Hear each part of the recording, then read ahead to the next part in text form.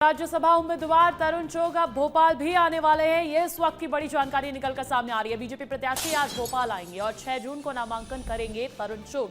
BJP ने MP से उन्हें राज्यसभा का उम्मीदवार बनाया है और उनके साथ रजनीश अग्रवाल को भी बनाया है। रजनीश अग्रवाल को भी बीजेपी ने उम्मीदवार बनाया है, जो 6 जून को अपना नामांकन दाखिल करने वाले हैं। भाजपा की केंद्रीय चुनाव समिति ने राज्यसभा चुनाव 2026 के लिए 11 उम्मीदवारों की लिस्ट जारी कर दी है और इनमें गुजरात से 4, मध्य प्रदेश से 2, राजस्थान से 2 और अरुणाचल प्रदेश और मणिपुर से 1 और ओडिशा राज्यसभा चुनाव के लिए 1 उम्मीदवार शामिल है। लेकिन मध्य प्रदेश से जो 2 बड़े नाम, जो 2 बड़े चेहरे जिनके नामों पर मुहर लगाया है भारतीय जनता पार्टी ने और शीर्ष नेतृत्व ने, वो आपकी टीवी स्क्रीन पर है।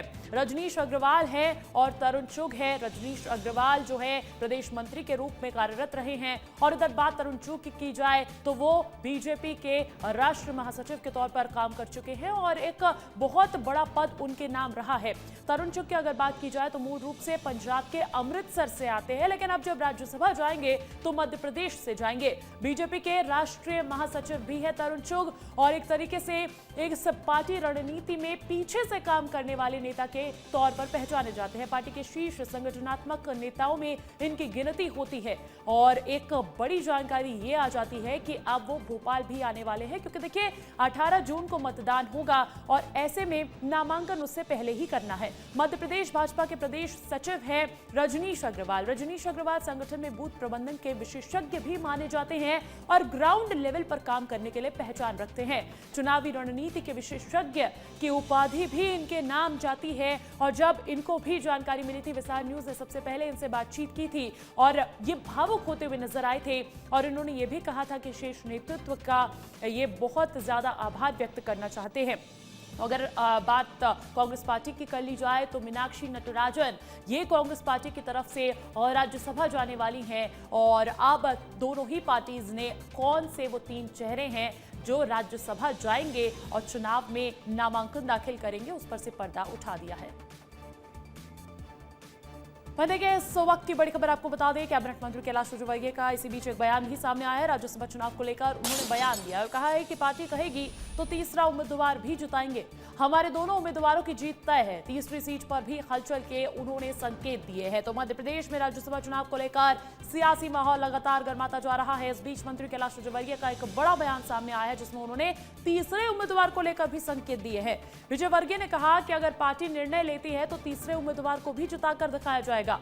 उन्होंने इसे मध्य प्रदेश का सौभाग्य बताया कि दिल्ली स्तर के बड़े नेता को राज्यसभा के लिए मौका मिला है और उन्होंने पार्टी द्वारा घोषित उम्मीदवार तरुण चुग और रजनीश अग्रवाल को लेकर कहा है कि ये दोनों ऐसे नेता हैं जो हमेशा पर्दे के पीछे रहकर संगठन के लिए काम करते हैं। साथ ही उन्होंने दावा किया है कि पार्टी ने 2 बेहद मजबूत नाम दिए हैं और दोनों की जीत पूरी तरह तय है।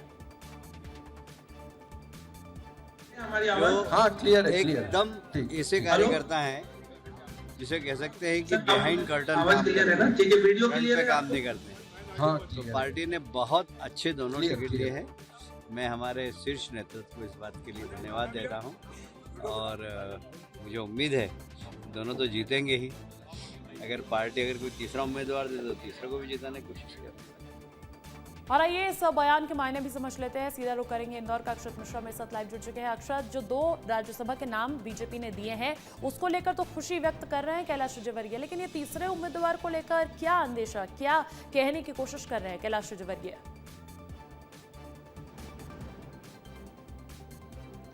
बिल्कुल अंजलि, देखिए राज्यसभा चुनाव की सुगबुगाहट मध्य प्रदेश में तेज है। ऐसे में जब मंत्री कैलाश विजयवर्गीय जो अपने आप में एक बड़े नेता हैं वो ऐसा बयान देते हैं तो इसके मायने कई बड़े निकाले जा सकते हैं, क्योंकि साफ कैलाश विजयवर्गीय बोलते नजर आ रहे हैं मीडिया में कि जो दोनों नेता हैं उनको राज्यसभा टिकट मिली है। मुझे इस बात की खुशी है, लेकिन सबसे बड़ी बात जब पत्रकारों ने सवाल उनसे पूछा कि तीसरी सीट को लेकर बीजेपी क्या करेगी, क्योंकि मीनाक्षी नटराजन का नाम जो है कांग्रेस अनाउंस कर चुकी है, लेकिन बीजेपी का क्या रुख रहेगा, तो आप देखिए साफ संदेश देते कैलाश विजयवर्गीय नजर आ रहे हैं कि यदि पार्टी हमें कहेगी, पार्टी यदि कैंडिडेट उतारेगी तो तीसरा सीट भी हम जिताकर लाएंगे। हमारी पूरी कोशिश रहेगी कि तीसरे कैंडिडेट को हम जिताकर लाएं। अंजलि, इस बयान को छोटा बयान बिल्कुल नहीं माना जा सकता, क्योंकि राज्यसभा चुनाव के नजदीक हैं, दोनों पार्टी अपने अपने कैंडिडेट्स अनाउंस कर चुकी है। हालांकि बीजेपी ने ये जरूर कहा है कि बिल्कुल, अभी तक तो समीकरण यही बता रहे हैं कि 2 सीटें बीजेपी के खाते में, 1 सीट कांग्रेस के खाते में, लेकिन कैलाश विजयवर्गीय कॉन्फिडेंट नजर आ रहे हैं कि तीनों सीटें हम बीजेपी के खाते में भी ट्रांसफर कर सकते हैं। बहुत शुक्रिया अक्षत तमाम जानकारी हम तक पहुंचाने के लिए।